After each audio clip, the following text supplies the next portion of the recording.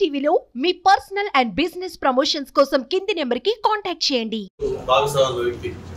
అటువంటి వ్యక్తి కూడా ఈ రోజు పార్టీకి అలాగే పదవికి రాజీనామా చేసి దూరంగా జరిగిపోతున్నా అంటే ఇది ఆరంభం కాదు. గతంలో చాలా జరిగాయి. చాలా మంది ఎంపీలు రాజీనామా చేశారు. మోపిదేవి వెంకటరమణ గారు చేశారు, కృష్ణయ్య చేశాడు, అలాగే పేద మస్తారావు చేశారు. ఇంకా రేపమ్మ మళ్ళీ మన అయోధ్య రామరెడ్డి గారు అంటా ఉన్నారు. మన జిల్లా నుంచి ఒక రాజ్యసభ సభ్యులు అంటా ఉన్నారు. ఇట్లా రకరకాల పేర్లు చెప్తా ఉన్నారు. వీళ్ళతో పాటు అలాగే ఓడిపోయిన పాత నాయకులు, మంత్రులు, కాళేని శ్రీనివాసరెడ్డి గారు కావచ్చు, ఉదయ్ భాను కావచ్చు, ఇలాంటి వాళ్ళు. అలాగే విశాఖపట్నం తీసుకుంటే మన భీముల ఇన్ఛార్జ్ ఉన్న అవంతి శ్రీనివాసరావు రాజీనామా చేశారు. ఇట్లా రోజు పేపర్ తెలిస్తే ఏదో ఒక రాజీనామా పార్టీకి చెప్తున్న వార్తలు మనం వింటా ఉన్నాం. అంటే ఇవన్నీ ఎలక్షన్లలో పార్టీలు ఓడిపోవటాలు, మళ్ళీ ఎలక్షన్ తర్వాత మళ్ళీ అవకాశాలు గెలవడాలు ఇవన్నీ సహజం జరుగుతూ ఉంటాయి. కానీ ఒక రాజకీయ పార్టీ ఇంత సంక్షోభాలను కోరుకోవడం అంటే ఇక పార్టీ మనుగడ ఏంటి అని చెప్పి నాయకులు కూడా ఆలోచించుకునే పరిస్థితికి పార్టీ వచ్చిందంటే అది జగన్మోహన్ రెడ్డి గారి యొక్క యాటిట్యూడే ప్రధాన కారణం.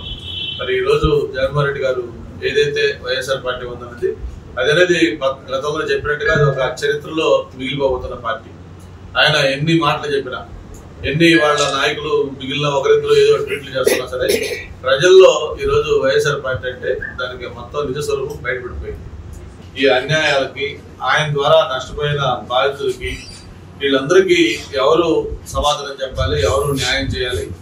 ఆయన సింపుల్ గా నేను పార్టీకి రాజీనామా చేశాను, అలాగే పదవికి రాజీనామా చేస్తా ఉన్నాను, వ్యవసాయం చేసుకుంటారంటే ఈ చేసిన ఇవన్నీ కూడా పోతాయని చెప్పి కూడా మనం ఒకసారి ఆలోచించాల్సిన అవసరం ఉంది. అంతేకాకుండా ఆయన ఒక విష్ కూడా చెప్పాడు. నాకు జగన్మోహన్ రెడ్డి గారితో వాళ్ళ కుటుంబం 3 తరాలతోటి నాకు అనుబంధం ఉంది. భవిష్యత్తులో జగన్మోహన్ రెడ్డి గారికి మంచి జరగాలని కోరుకుంటాను, ఆయన బాగుండాలని కోరుకుంటానని కూడా చెప్పడం జరిగింది. అయితే ఇక్కడ ఆయన మర్చిపోయిన విషయం ఏంటంటే నేను మొట్టమొదటి చెప్తా ఉన్నాను, ఎలక్షన్ ముందు చెప్పాను, ఎలక్షన్ తర్వాత చెప్పాను, లేటెస్ట్ కూడా చెప్పాను. ఆ ఎలక్షన్ ముందు చెప్పాను వైఎస్ఆర్ పార్టీ అనేది ఒక మునుగుతున్న పడవ అని చెప్పాను. ఎలక్షన్ అయిపోయినా చెప్పాను అది మునిగిపోయిన పడవ అని చెప్పి. మరి ఈ రోజు మనం చూస్తా ఉన్నాం. ఆ రోజు చెప్పాము చివరికి జగన్మోహన్ రెడ్డి గారు తప్ప ఆ పార్టీలో ఎవరు మిగలరు అని ఆ రోజు మనం చెప్పిన మాట ఈ రోజు నిజమైంది. ఒక పక్క స్టీల్ ప్లాంట్ కి మొన్ననే ఒక 20,000 ప్యాకేజ్ ఇచ్చారు, దాదాపు 12,000 కోట్లు.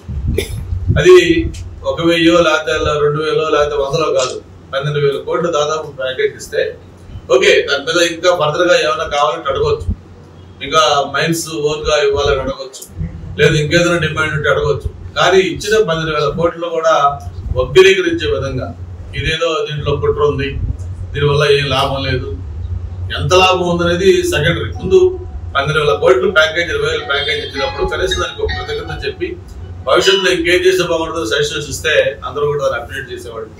కానీ ఈ వైఎస్ఆర్సీపీ నాయకులు ఏదో చెప్తారు కళ్ళుండి చూడలేదు కబూతుల్లాగా. మరి చేస్తున్న ఈ కార్యక్రమంలో కూడా అప్డేట్ చేయలేక మరి ప్రభుత్వం వచ్చిన వెంటనే మనం చెప్పడం జరిగింది. చంద్రబాబు నాయుడు గారు ఏదైతే విజయనగరం జిల్లాలో ఉన్న మ్యాంగనీస్ గనులు ఉంటే ఆ గనుల్ని లీజు పొడిగేయడం జరిగింది. అంతేకాదు స్టీల్ మినిస్టర్ సాక్షాత్తు కుమారస్వామి గారిని విశాఖపట్నం స్టీల్ ప్లాంట్ స్వయంగా రప్పించి ఆయన ప్లాంట్ మొత్తం కూడా తిరిగి ఆయన కూడా ఒక స్పష్టమైన ప్రకటన ఆయనతో కూడా చేయించడం జరిగింది.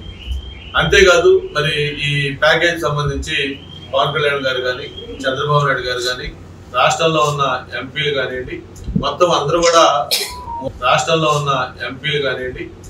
అందరూ కూడా మోడీ గారిని ప్రత్యేకంగా కలిసి స్టీల్ ప్లాంట్ యొక్క ప్రాధాన్యత చెప్పి అది ఎలాంటి ఎమోషనల్ గా ఆంధ్రప్రదేశ్ కనెక్ట్ అయ్యింది, ఎంతమంది ప్రాణత్యాగంతో స్టీల్ ప్లాంట్ సాధించుకున్నాం, ఏ విధంగా విశాఖపట్నం ముచ్చతరాన్ని మార్చిన పరిశ్రమ అది, ఎలాగా ఎమోషనల్ గా అందరికి కనెక్ట్ అయ్యింది, ఇవన్నీ కూడా చెప్పి ఎట్టి పరిస్థితుల్లో కూడా స్టీల్ ప్లాంట్ కాపాడుకోవాలని చెప్పి ముఖ్యమంత్రి గారు, ఎంపీలు అందరూ కూడా కృషి తోటి ఆ ప్యాకేజ్ 20,000 ప్యాకేజ్ మనం తెచ్చుకోగలిగాం.